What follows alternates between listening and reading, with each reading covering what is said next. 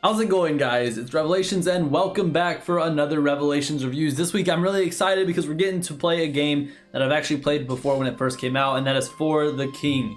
That being said, this game is kind of a over-the-top action game with the tiles that you can move, and as you move you have to make strategic turn-based activities to fight enemies, fight monsters, and then whenever you get onto a tile with a monster, you fight the monster for its health points and so on. Kind of like a Dungeons and Dragons type feel to it. And yeah, with that, you're going to see plenty of the gameplay as we get into it. But before we get into it, I do want to say something about the menu here real quick. When you go to the lore story, you may be wondering, what is this? So as you play the game and as you progress through and as you continue to play and unlock stuff, you'll actually unlock certain items, characters, locations that you can play in different areas, different encounters, and so on. So it has a lot of replayability, and that was one of my favorite things about this game in itself, was just that aspect there. But that being said, we are going to move our face down as per the normal. Excuse the volume dipping in and out. That's going to happen whenever I toggle over to a new screen to change the settings and everything. But that being said, let's go ahead and start up with a new game. We'll just do normal for the King. There's also Frost Adventure, Into the Deep, Dungeon Crawl, Hydebrandt, Cellar, and Gold Rush. And all of these are their own different modes and so on. But let's just do normal for the King. You can see all of the parameters right here. So lore payout, so on and so forth. And we can just change it to Apprentice for now, the easy mode, basically. Solo, we can do online co-op or local co-op if you have friends you want to play with. And we can just go ahead and create game and wait for a second for it to load in. As you can see, it has this very, I don't want to call it cartoony, but very pop-up book kind of look to it, which I absolutely love in games like this. Let's just move our face up here. Hopefully we don't block too much. We're going to just do a randomized player name, so player 1, player 2, player 3. And from there, you can customize them for their different classes. You have blacksmiths, hunters, scholars, and minstrels. Yep. So you have those four to start with, and as you go through, you'll unlock different characters. I think one of them is the monk, and so on. But let's just get the basics. Let's get blacksmith, hunter, and scholar. So basically, we have our tank, our DPS, and our mage right here, and we're all good. They're wearing their purple. I love it.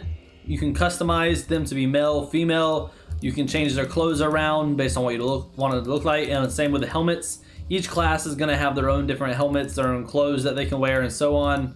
So let's just switch these up a little bit. We do want this to be the scholar still. Switch up clothes, and you can change main colors, skin tone, everything you would want to change in these kind of games. So now that's fine, we can just switch these up a couple more times.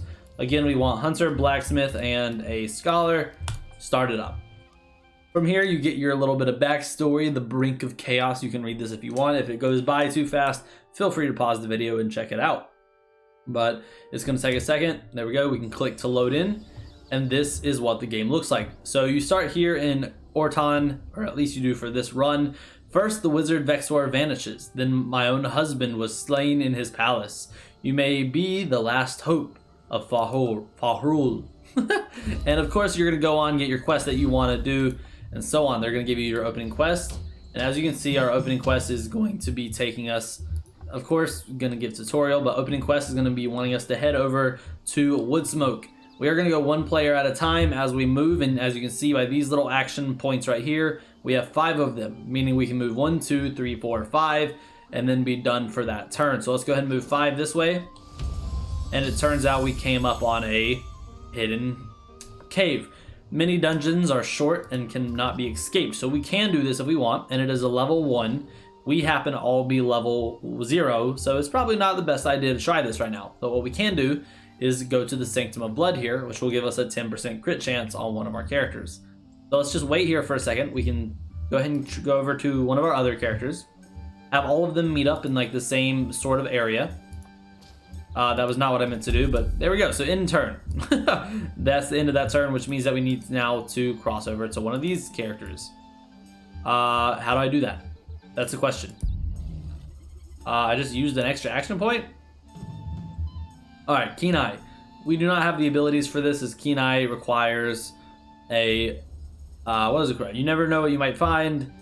All right, yeah, so we need to have a lot more action points, and we have no action points. So that's not going to really work out. I thought maybe tab would be what we needed to do. Turns out that is not. Let's see, is there an end turn button? That's the question. Let's see.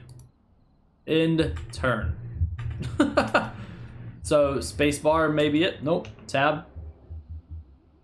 we've run into our first problem so far.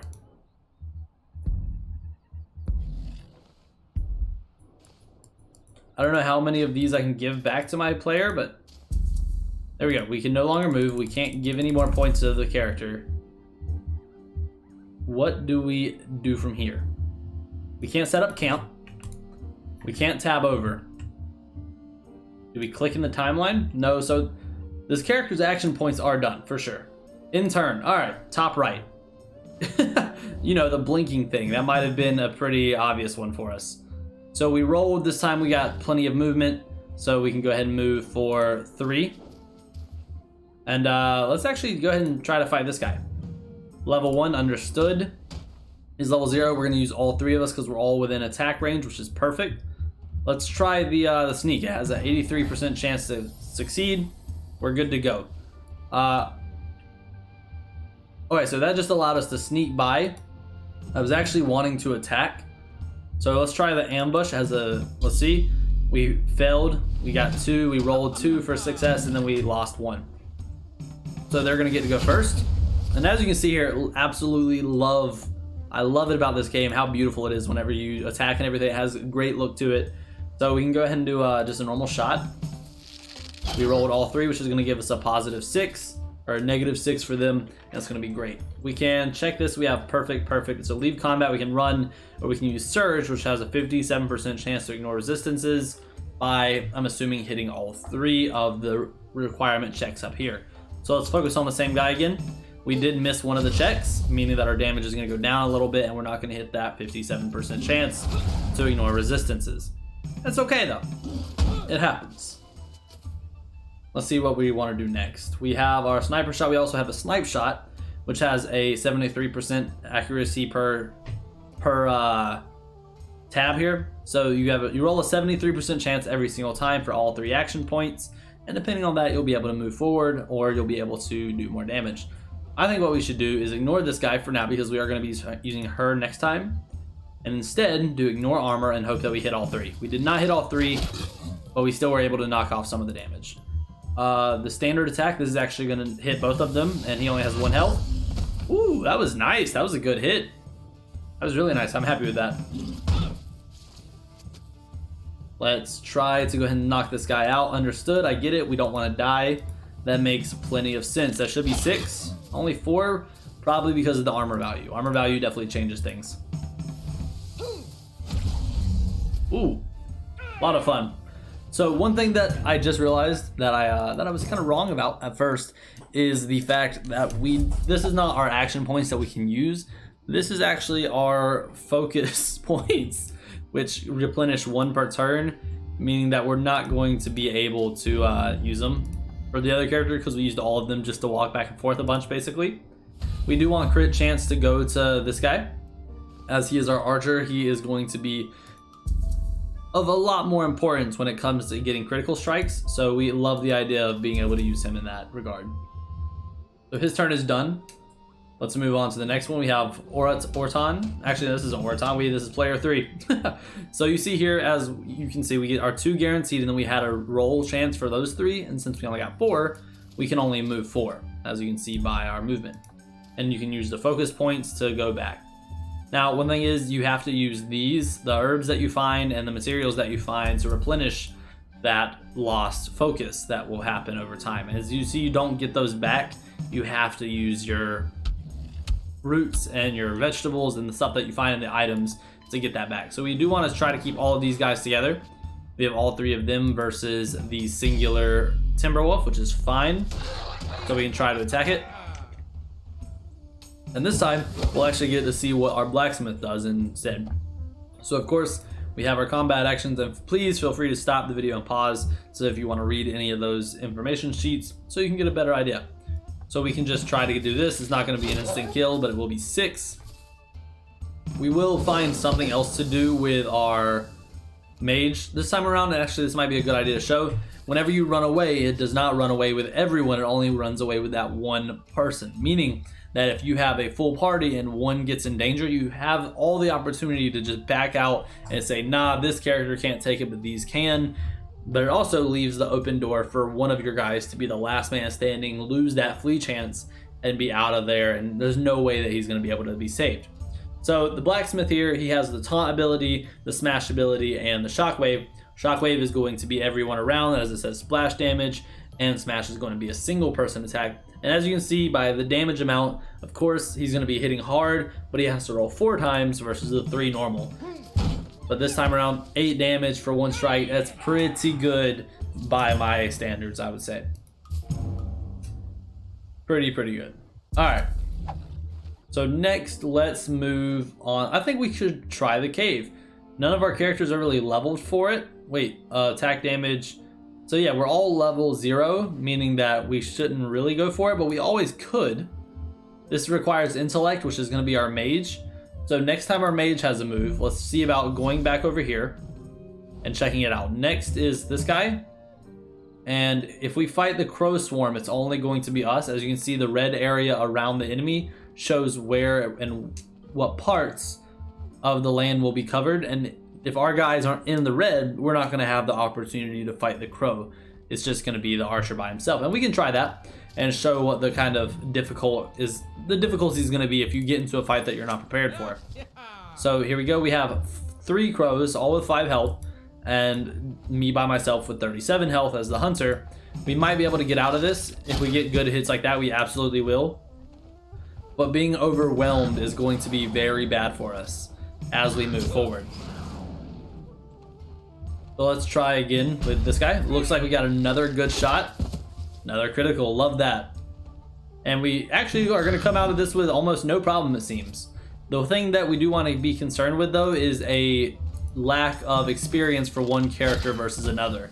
And when I say that, what I'm referring to is now that we've done this battle, as you can see, our experience jumped up quite a bit for this character, but none for any of the others.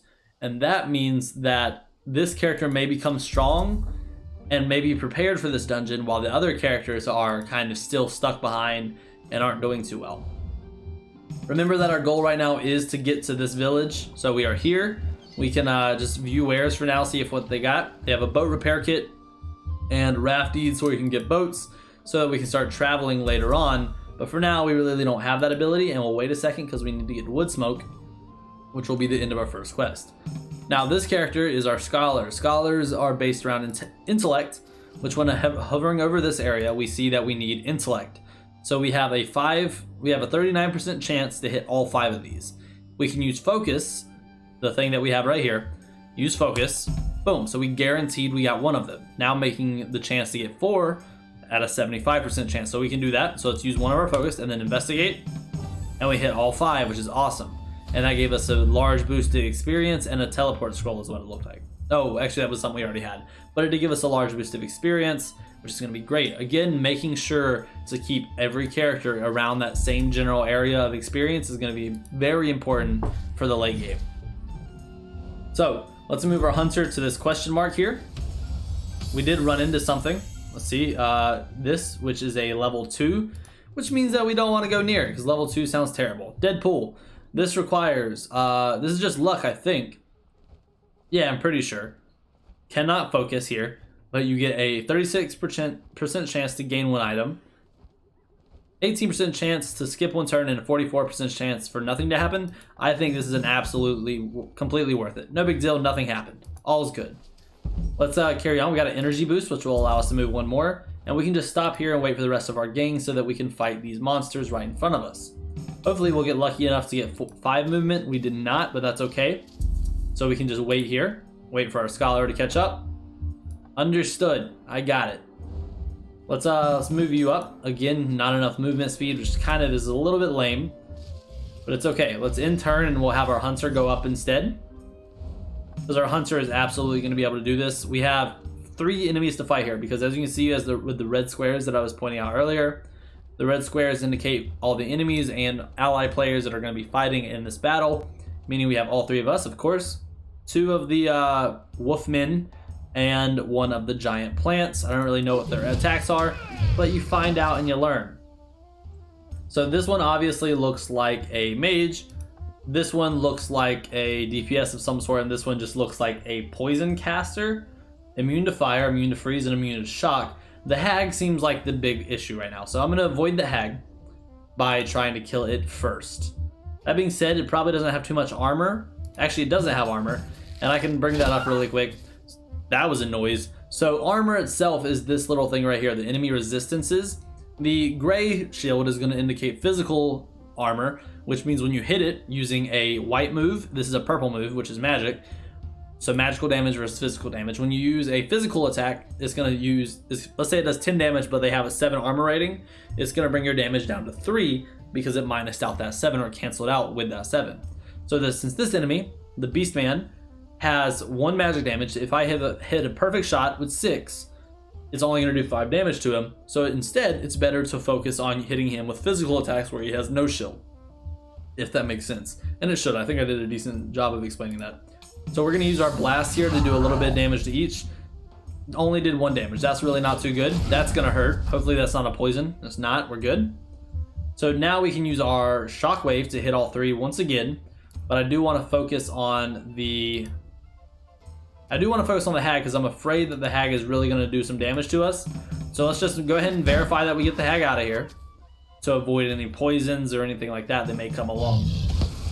That being said, we are about 20 minutes into the game review, or right there under it, and we are going to do another 5 more minutes. This time, for the rest of the 5 minutes, I've explained as much as I can explain. I'm just going to play the game with a little bit of commentary, and if you enjoy it, awesome.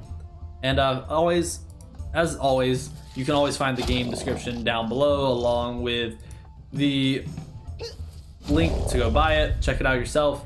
It was free on Epic Games for a little while. That's when I got it. I'm pretty sure it's not too much, but you can always go check it out and see if it falls within your price range.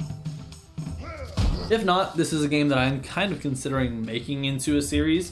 Now that Cold War and Warzone have kind of died out and it's not really a thing for my channel too much anymore, we might need to find something different. And indie games really are where I love to focus, so we might end up doing that soon. Don't take that as word, but it's possible. Our players do seem to be doing pretty well right now. Our hunter is bleeding, as you can see the effect. Take large and frequent damage, and hopefully we can take out the Beastmaster just like that. Perfect. So we do want to collect that. Understood. Makeshift staff. So you do get equipment as you go throughout. We are not going to equip that, obviously. Is there a way to pass it on to... Oh, you can decide who collects it. So you do definitely want you to collect it. For the herb, we want you to use it, gain some of your health back. And then we should be able to look inside of our inventory in a minute for this character. So let's go ahead and go to Woodsmoke, as that was our quest. There you go. Everybody got some experience for it. We're all good to go. Next, it wants us to go to Glittering Mines, which is right here. And another one right there. So we need to go to these 2 areas. Let's look at the quest board. Plenty of stuff to do that we can get to later. And services, let's do some... Nah, we're good. We don't really need anything. What's the market holding for us this time? I would love a new weapon, but it doesn't really seem as if we have the possibility for that. We do, on the other hand, have the ability to get the elm pipe versus the old pipe, which will cause everything to just give us more. So -2 poison, extra 15 health restored, more focus for certain items. We definitely want to buy the pipe, guaranteed. And we need to actually buy that pipe for every character, not just one character. That's how that works. So let's go to the next character, which should be our Blacksmith. He should have plenty of room to get there. Nope, we got ambushed by a bee. Gotta love the bees. All right. Steadfast. Gotta love it. Thing's fast. I got to attack a few times in a row. No, don't know how I feel about that. I know how the bee's gonna feel about that, though. Extremely sore. It's not gonna be feeling too good after that hit. All right, let's go into Woodsmoke. Go to the market. We need to buy the elm pipe again. We don't have enough gold, it seems. Where are we at on gold for this character? Only 11. Okay, so then what we need to do instead is give some money to the other characters. We need to kind of transfer it amongst everybody. You understood. How do I give things to characters? That's a question. So you click, no one is nearby. Okay, so let's go to Woodsmoke. None of this. Actually, we do need to buy our own, but we don't have it. So let's click this. We want to give all the gold to our guy here. We actually want to give him 7. Give. Then we want an intern. We want to give the hunter. Get the hunter to give all the gold to the mage. What? No. Wrong character, I think. What is this? We need you to give all the money to the mage. There we go. Now we should be able to switch it out. Everybody go buy the thing. Market, elm pipe. There we go. We're upgrading stuff.